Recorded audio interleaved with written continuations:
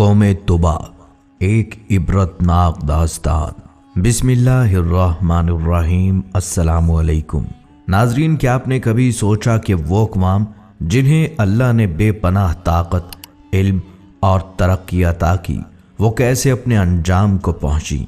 कुरान पाक में बयान करदा कौम तुबा भी एक ऐसी ही हैरत अंगेज कौम थी जो अपने वक्त की तहजीब व तमद्दन का रोशन सितारा थी। उनके बादशाह, जिन्हें तुबा कहा जाता था, अपने इल्म व हिकमत, शानदार सल्तनत और तरक्की याफ्ता मुआशरे के लिए मशहूर थे। लेकिन जब अल्लाह के अहकामात की नाफरमानी की गई तो वो भी उन अक़वाम में शामिल हो गए जो अज़ाब इलाही का शिकार हुई। कौम तबा का जिक्र कुरान मजीद की सूरह दुखान और सूरह काफ में आया है, जहां उन्हें उन अक़वाम के साथ जिक्र किया गया है जो अपनी सरकशी की वजह से हलाक हुई। ये कौम जो यमन की हमेर सल्तनत के नाम से जानी जाती थी, आसार कदीमा की दुनिया में एक अहम मकाम रखती है। इनकी शानदार तारीख़ और इल्म व हिकमत के बावजूद इनका अंजाम एक इबरतनाक दास्तान है जो हमें अल्लाह की अताअत और इसके अहकामात पर अमल करने की दावत देती है। ये कौम हमें इस बात का सबक देती है कि ताकत और इल्म के बावजूद अगर अल्लाह के रास्ते से हट जाएं तो अंजाम तबाही ही होता है। आज हम कौम तबाह की तारीख़, उनके अरूज व ज़वाल और उनके अंजाम से जुड़े सबक पर बात करेंगे जो हर मुसलमान के लिए गौर व फिक्र का दरवाज़ा खोलता है। वीडियो में आगे चलने से पहले आपसे गुजारिश है, वीडियो को स्किप किए बगैर आखिर तक ज़रूर देखिएगा। ख़वातीनो हज़रात, हमारे प्यारे नबी हज़रत मोहम्मद सल्लल्लाहु अलैहि वसल्लम के इस दुनिया में तशरीफ़ लाने से तकरीबन 1000 साल पहले और बाज़ रवायात के मुताबिक 1400 साल पहले और बाज़ रिवायात के मुताबिक 700 साल पहले यमन के अंदर एक कौम आबाद थी जिसको कौम तबा कहा जाता है।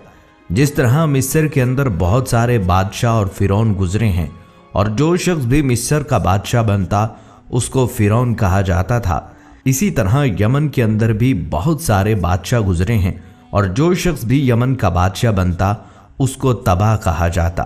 नाज़रीन, कौम तबा एक कदीम यमनी कौम थी जो अरब के जनूब में वाक़या यमन की सरज़मीन पर आबाद थी। ये कौम हुमैर सल्तनत का हिस्सा थी जो अपने वक्त में एक मजबूत और ताकतवर बादशाहत के तौर पर मशहूर थी। हुमैर सल्तनत का उरूज तकरीबन 110 से 525 ईस्वी तक रहा और इसका दारुल हुकूमत इब्तदा में ज़ुफ़ार था। हुमैर के बादशाह अपने इलाकों को वसी करने, तिजारती रास्तों को कंट्रोल करने और ज़राअत में तरक्की के लिए मशहूर थे। कौम तुबा की तारीख़ को उनके बादशाहों की कामयाबियों और उनके ज़ेरे हुकूमत इलाकों में तमद्दुन के फ़रोग़ से जाना जाता था। तुबा के बादशाह मजबूत फ़ौजी क़ुव्वत के हामिल थे और वो दूसरे इलाकों पर भी हमले करते रहे। तबा दरअसल एक लक़ब है जो हुमैर सल्तनत के बादशाहों को दिया जाता था।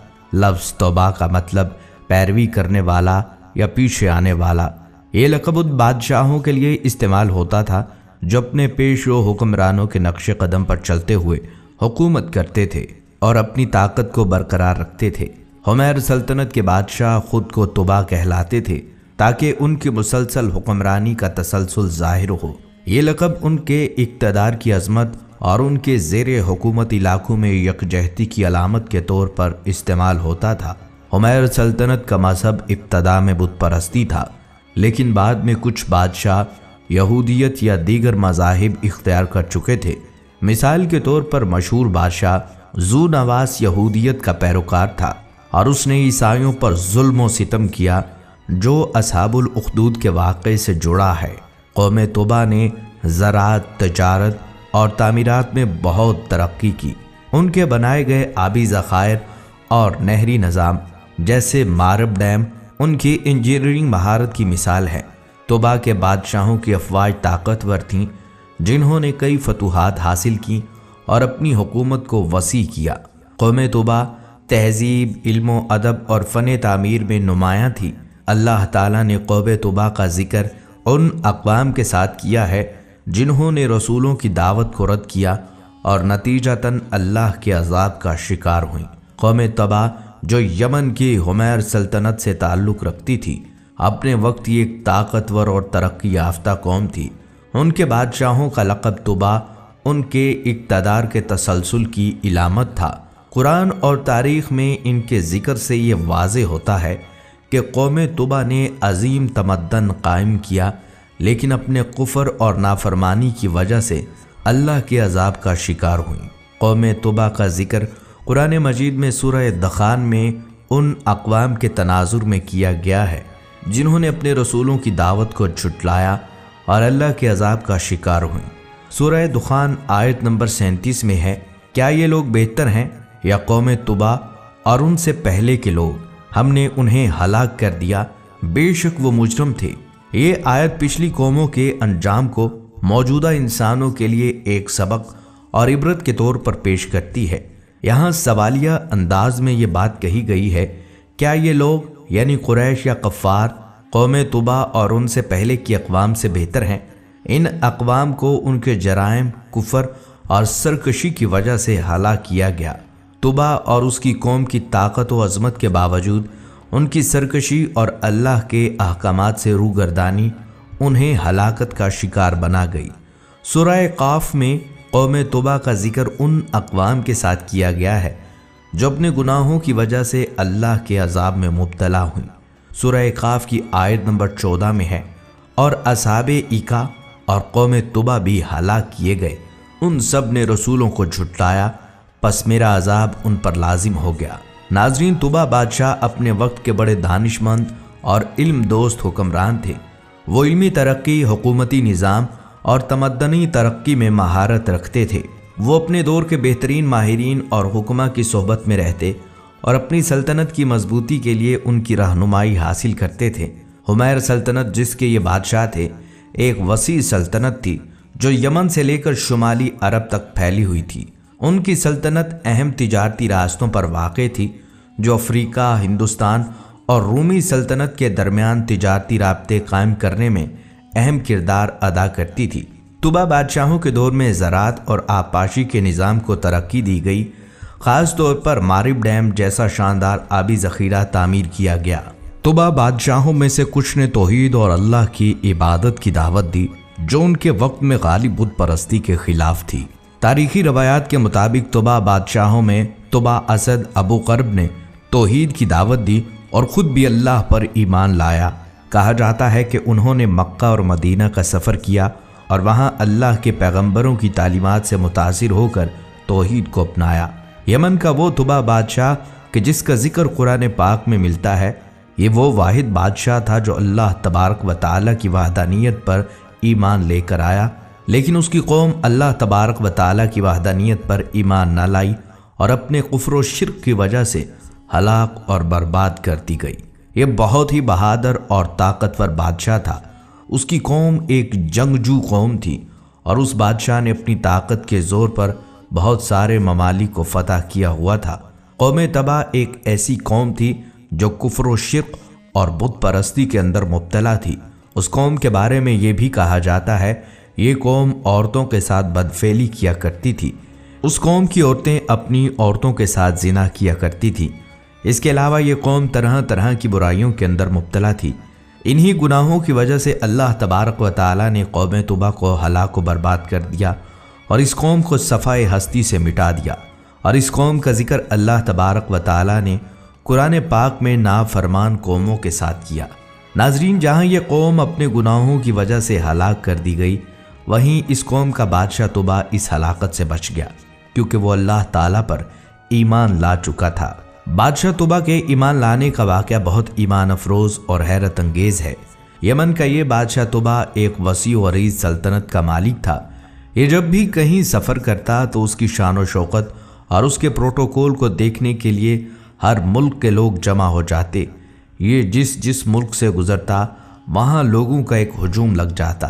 لیکن جب یہ بادشاہ طبا مختلف ممالک سے ہوتا ہوا مکہ مکرمہ پہنچا، اس وقت اس کے لشکر کے ساتھ تقریباً 12,000 عالم اور حکیم موجود تھے اور تقریباً 1,35,000 گھڑ سوار اور تقریباً 1,35,000 پیادے اور اس کے علاوہ بہت سارے جنگجو لوگ بھی اس کے لشکر میں شامل تھے۔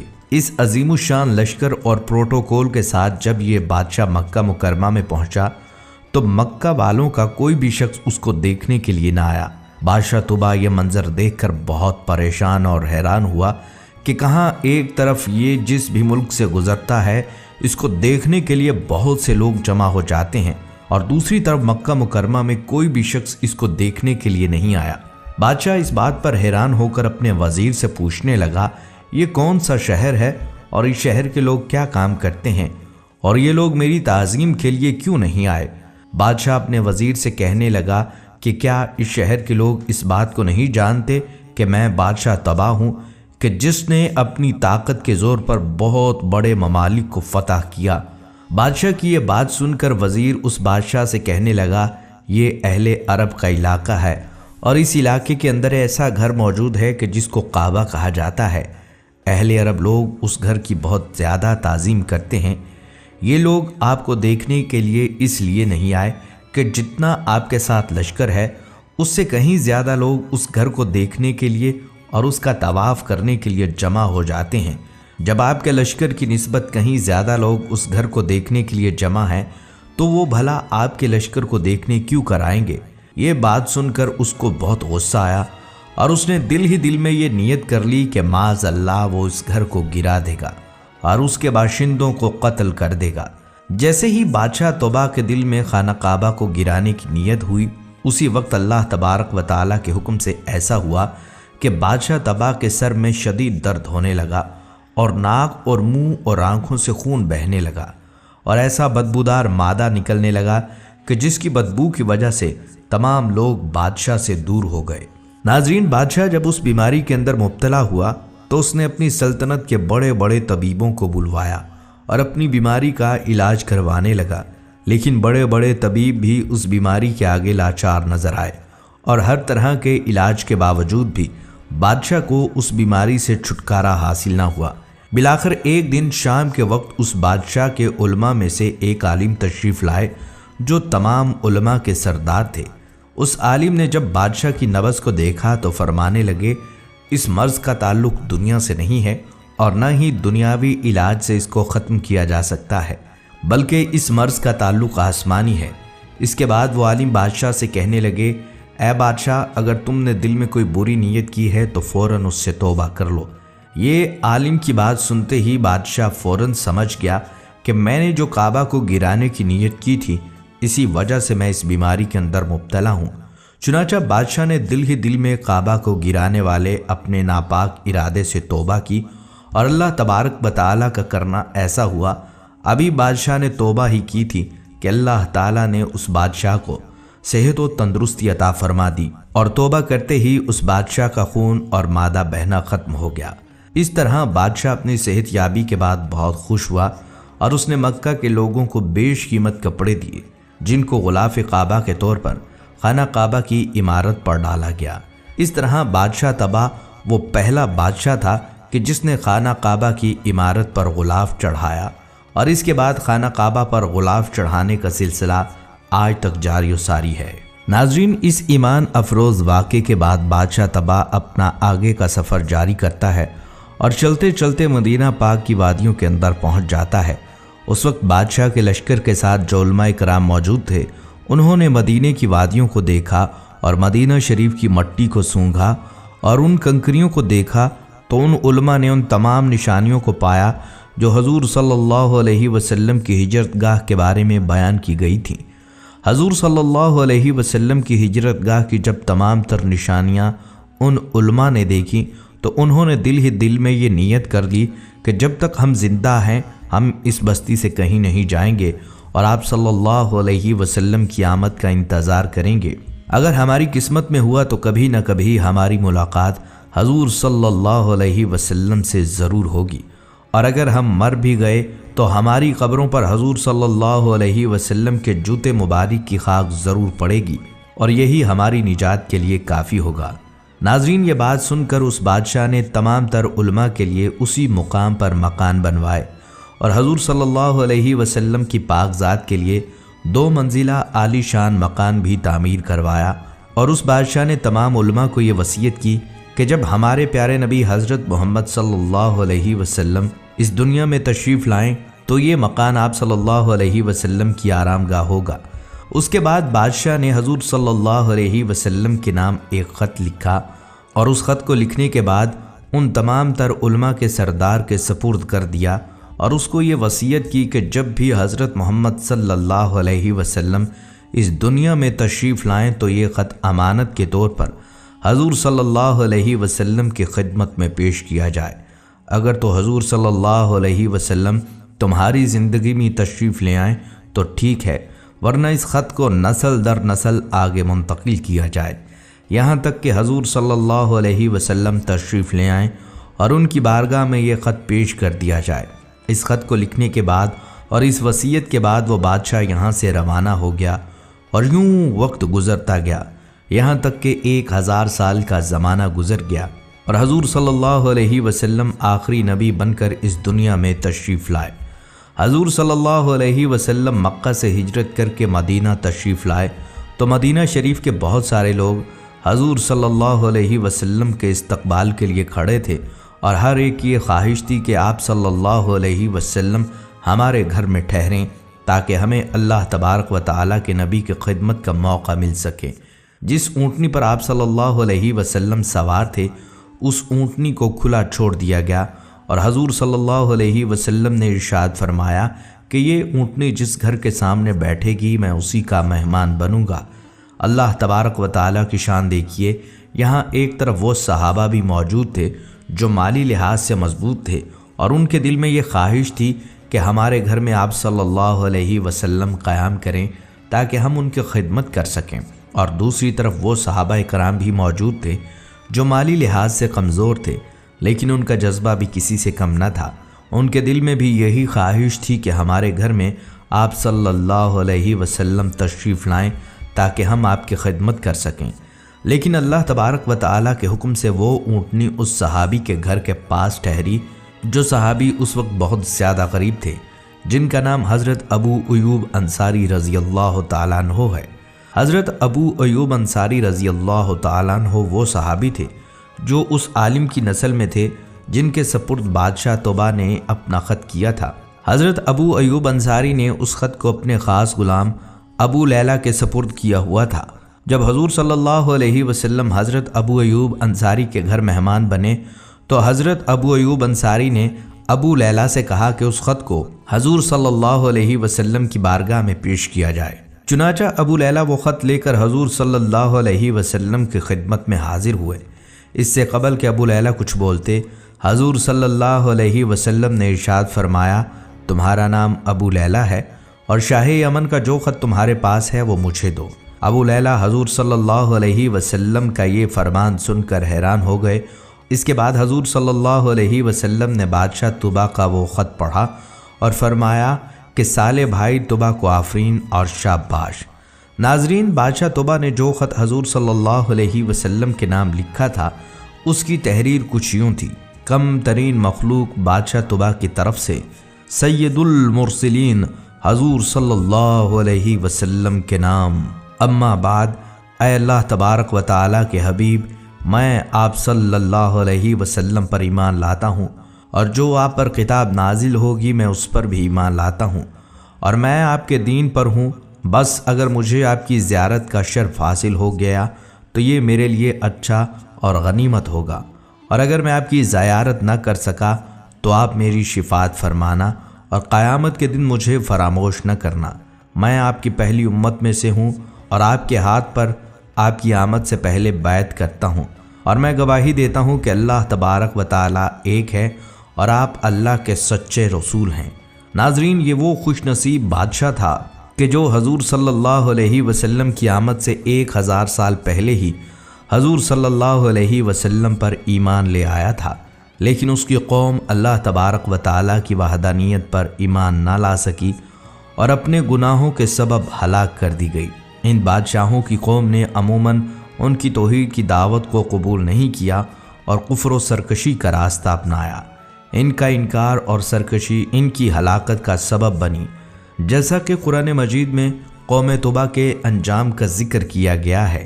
ان بادشاہوں کا توحید کی طرف رجحان اللہ کے نزدیک ان کے قبول حق کی علامت تھی، لیکن ان کی قوم نے ان کی پیروی نہیں کی، جس کے نتیجے میں وہ ہلاکت کا شکار ہو گئی۔ ناظرین، اللہ تعالیٰ کے احکامات سے انحراف قوموں کے زوال کا بنیادی سبب رہا ہے، اور قوم طبع بھی اس اصول سے مستثنیٰ نہیں رہی۔ قرآن و حدیث اور تاریخی روایات میں ان کی نافرمانی، اللہ کے احکامات سے انحراف اور نتیجتاً ان پر نازل ہونے والے عذاب کا ذکر ملتا ہے۔ قوم طبع ایک عظیم اور ترقی یافتہ قوم تھی، لیکن ان کے عروج کے ساتھ ان کے اندر تکبر، دنیا پرستی اور اللہ کے احکامات سے روگردانی جیسے رجحانات پروان چڑھنے لگے۔ شرک اور بت پرستی۔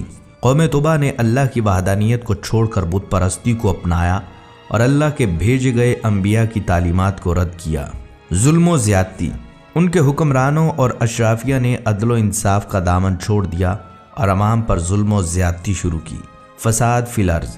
قوم طبع کے افراد نے زمین پر فساد پھیلایا، معاشرتی برائیاں عام ہو گئیں اور اخلاقی اقدار کی پامالی ہونے لگی۔ اپنی ترقی اور عیش و عشرت میں مست ہو کر انہوں نے اللہ کی نعمتوں کی ناشکری کی اور ان کا غلط استعمال کیا۔ ان کے اعمال کی وجہ سے اللہ تعالیٰ نے ان پر عذاب نازل کیا۔ قرآن مجید میں قوم طبع کا ذکر ان اقوام کے ساتھ کیا گیا ہے جن پر اللہ کا عذاب نازل ہوا، جیسے قوم عاد، قوم سمود اور قوم لوط۔ قوم طبع کی نافرمانی اور ان پر آنے والے عذاب کا واقعہ تمام انسانوں کے لیے عبرت کا باعث ہے۔ قوم طبع کی سب سے بڑی غلطی توحید سے انحراف تھی۔ یہ سبق دیا گیا کہ اللہ کی عبادت اور اطاعت ہی نجات کا راستہ ہے۔ ظلم و زیادتی کسی بھی قوم کی تباہی کا باعث بن سکتی ہے۔ ناظرین، قوم طبع کی داستان ہمیں ایک اور واضح پیغام دیتی ہے کہ دنیاوی ترقی اور علم و حکمت انسان کو تب تک فائدہ پہنچا سکتے ہیں جب تک وہ اللہ کے احکامات پر عمل کرے۔ یہ قوم اپنے وقت کی سب سے شاندار سلطنتوں میں سے تھی، لیکن اللہ کے دین سے انحراف نے انہیں ہلاکت کے دہانے پر پہنچا دیا۔ یہ کہانی ہمیں یاد دلاتی ہے کہ اللہ کی نافرمانی کا انجام ہمیشہ تباہی ہے، چاہے قوم کتنی ہی طاقتور اور ترقی یافتہ کیوں نہ ہو۔ آج امت مسلمہ کو چاہیے کہ وہ اس سے سبق حاصل کرے اور اپنے اعمال کا محاسبہ کرے۔ اللہ کی اطاعت، اس کے احکامات کی پیروی اور دین اسلام پر عمل ہی وہ راستہ ہے جو ہمیں دنیا اور آخرت میں کامیابی دے سکتا ہے۔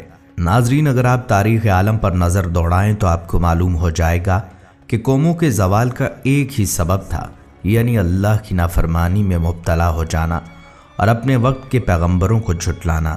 اللہ کسی قوم کو یکدم زوال پذیر نہیں کرتا اور نہ ہی کیا، بلکہ پہلے ان کے پاس اپنے بندوں کو بھیجا تاکہ وہ اس قوم کی اصلاح کر سکیں اور ان کو نصیحت کر سکیں۔